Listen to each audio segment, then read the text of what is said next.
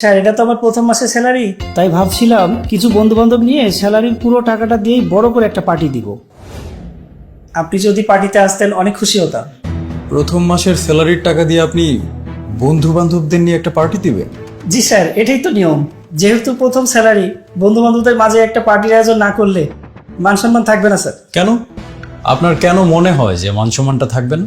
আমি তো আজকে স্যালারি পেলাম, আমার বন্ধু বান্ধবরা তো আমাকে 2 মাস আগে থেকেই জোর জবরদস্তি করতেছে আমি পার্টি দেই না কেন। ওরা এতবার বলতেছে, তাই আমি ওদেরকে বলেই রাখছি যে আমি প্রথম মাসের স্যালারিটা পেলেই একটা পার্টি দিব।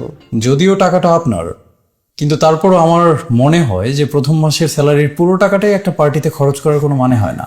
স্যার বন্ধু বান্ধব বুঝেনি তো, ওদের আবদার একটু রাখতে হবে। না, সেটা ঠিক আছে, যেহেতু আপনার বন্ধু বান্ধবী, তাদের জন্য তো একটা পার্টির আয়োজন করা যেতেই পারে।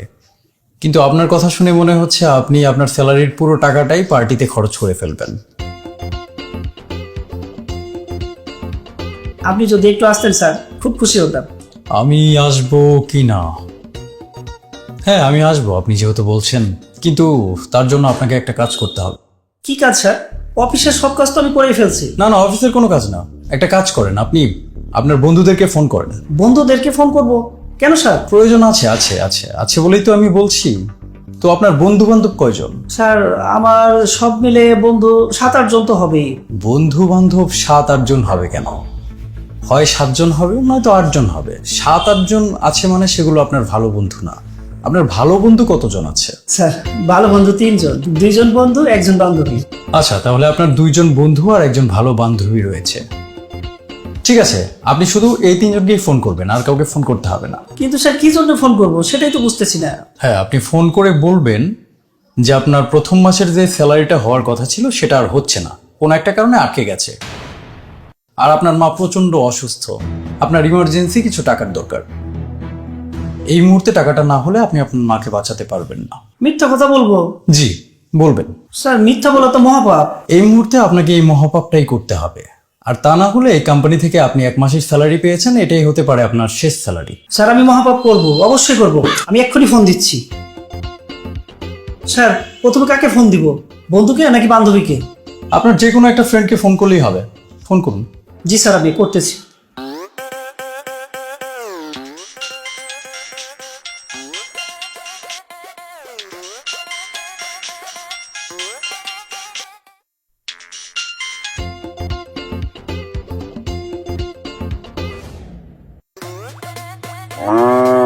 হ্যালো, হ্যালো দোস্ত, কেমন আছিস?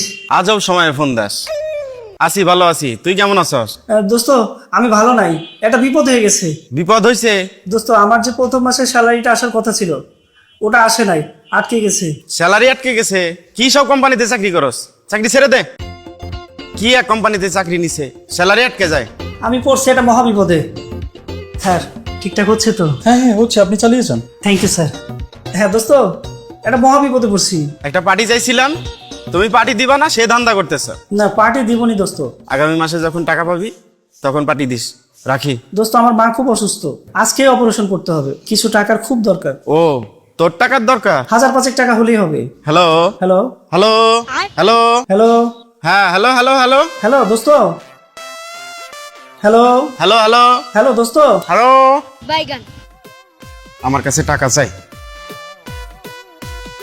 স্যার মনে হয় নেটওয়ার্কের প্রবলেম। হ্যাঁ, নেটওয়ার্কেই প্রবলেম, নেটওয়ার্কে প্রচুর প্রবলেম।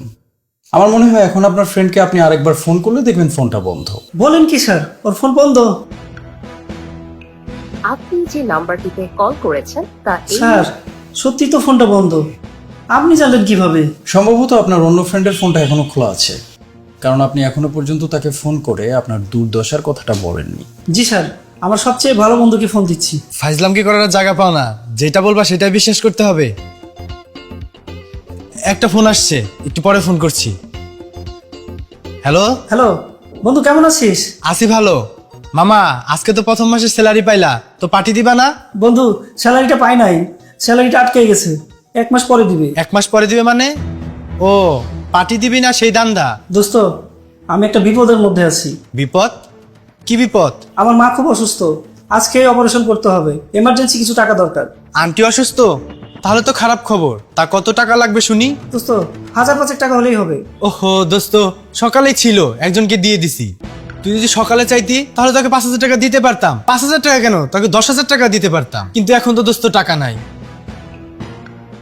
যাকে টাকা দিছি তাকে তো ধারই দিছি, তোকে দিতে সমস্যা কোথায়? তুই তো আমার বন্ধু, টাকা থাকলে তোকে দিতাম। স্যার বলতেছে ওর কাছে নাকি এখন টাকা নাই, সকালে টাকা ছিল। বড়ই সমস্যা। আপনার কাছেও টাকা নেই, আপনার বন্ধুদের কাছেও আজকে টাকা নেই। একটা কাজ করেন, আপনার ফ্রেন্ডকে বলেন অন্য কারো কাছ থেকে ম্যানেজ করে আপনাকে টাকাটা এনে দিতে, যেহেতু আপনার অনেক দরকার। জি স্যার বলতেছি। দোস্ত একটু কারো কাছ থেকে ম্যানেজ করে দে না। যে দিনকাল পড়ছে কেউ কি কাউকে টাকা ধার দেয়? আমার কাছে থাকলে আমি তোকে দিতাম, মানুষ তো আর দিবে না। মানুষের কাছে 5 টাকা ধার চাইলেই দেয় না, আর তো 5,000 টাকা। তারপরে দোস্ত আমার যে বিপদ। সবই বুঝছি দোস্ত, কিন্তু সরি, আমার কাছে নাই। ঠিক আছে দোস্ত, রাখি।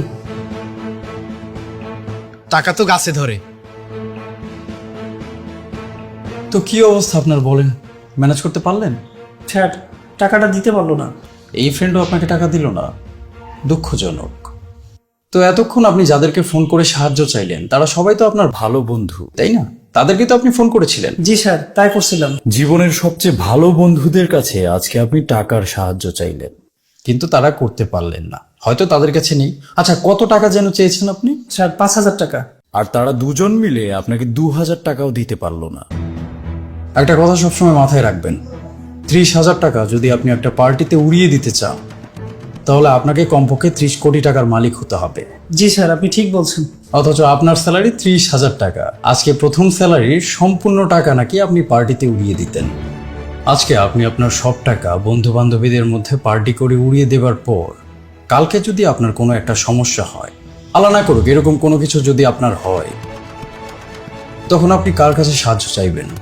আর যদি চানও, কতটা সাহায্য আপনি পাবেন? আপনার কাছে টাকা থাকতে টাকার মর্ম বুঝতে শিখুন। একটা কথা সবসময় মনে রাখবেন, যে টাকাকে মূল্যায়ন করে না, টাকাও কোনোদিন তাকে মূল্যায়ন করে না। জীবনে সুখী হতে গেলে টাকার পেছনে সবসময় ছোটা যাবে না, এটা যেমন সত্য, তেমনি টাকাকে মূল্যায়ন না করলে টাকা আপনার কাছে থাকবে না, এটাও চরম বাস্তব। যদি আপনি টাকাকে অবহেলা করেন তাহলে আপনার চারপাশের প্রত্যেকটা মানুষ আপনাকে অবহেলা করবে, সে যেই হোক না কেন, যত আপনই হোক না কেন। চাকরির জীবনে প্রবেশ করেছেন, টাকার ম্যানেজমেন্ট করতে শেখেন, প্রয়োজন বুঝে সেটাকে খরচ করতে শেখেন। হ্যাঁ, বন্ধু বান্ধবের জন্য যে করবেন না এমনটা কিন্তু না, তাদের জন্য করবেন, কিন্তু সেটার একটা সীমা রেখা রয়েছে, সেটার ভেতরে থেকেই তাদের জন্য করতে হবে। 1 মাসের স্যালারি পুরোটাই তাদের পেছনে উড়িয়ে দেবেন, এটা কোন ধরনের কথা? আচ্ছা যাই হোক, টাকা আপনার, ডিসিশনও আপনার। আপনি একটা কাজ করুন, আপনি শেষ আরেকটা নাম্বারে একটু ফোন করুন। স্যার কাকে ফোন করব? আপনি এখন আপনার মাকে একটা ফোন করবেন। আমাকে ফোন করব? হ্যাঁ, আপনার মাকে একটা ফোন করেন। আমার সাথে একটু আগে কথা হয়েছে স্যার, সে ভালো আছে। হ্যাঁ বুঝলাম তো, সে ভালো আছেন, কিন্তু তাকে আপনি ফোন করে বলেন যে আপনি ভালো নাই। আমি ভালো নাই? না, আপনি ভালো নাই। স্যার আমি তো ভালো আছি। তবুও আপনি বলবেন যে আপনি ভালো নাই। না বললে ওই যে এই কোম্পানির প্রথম স্যালারি আপনার শেষ স্যালারি হবে। স্যার আমি তো ভালো নাই, আমি ফোন দিতেছি। স্যার ফোন দিয়ে কি বলবো সেটা তো বললেন না। কি বলবেন? আপনি বলেন যে মা, আমি একটা জায়গায় আটকা পড়ে গেছি, আমার ইমার্জেন্সি কিছু টাকার দরকার, নইলে ওরা আমার বেশ ক্ষতি করবে। ওরা কারা বলার দরকার নেই, শুধু বলুন এই কথা। স্যার এত বড় মিথ্যা কথা বলবো? বলেন বলেন, চাকরিটা আপনার দরকার না? জি স্যার বলতেছি। হ্যালো মা, আমি একটা বিপদে পড়ছি, আমার ইমার্জেন্সি কিছু টাকা দরকার, না হলে ওরা আমার ক্ষতি করবে। স্যার আম্মা জিজ্ঞেস করতেছে কয় টাকা লাগবে। বলেন 1 লক্ষ টাকা লাগবে। 1 লক্ষ টাকা? আমার কাছে এত টাকা নাই তো স্যার, সে কোথা থেকে দিবে? কোত্থেকে দিবে সেটা আপনি নাইবা চিন্তা করলেন, আমি আপনাকে বলতে বলেছি, আপনি বলেন। জি স্যার বলতেছি। আম্মা আমার 1 লক্ষ টাকা লাগবে, নাহলে ওরা আমাকে বাঁচতে দিবে না।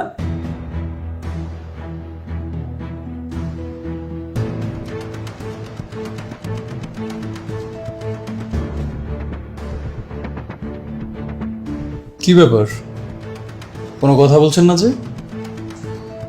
আপনার মা কি বললেন?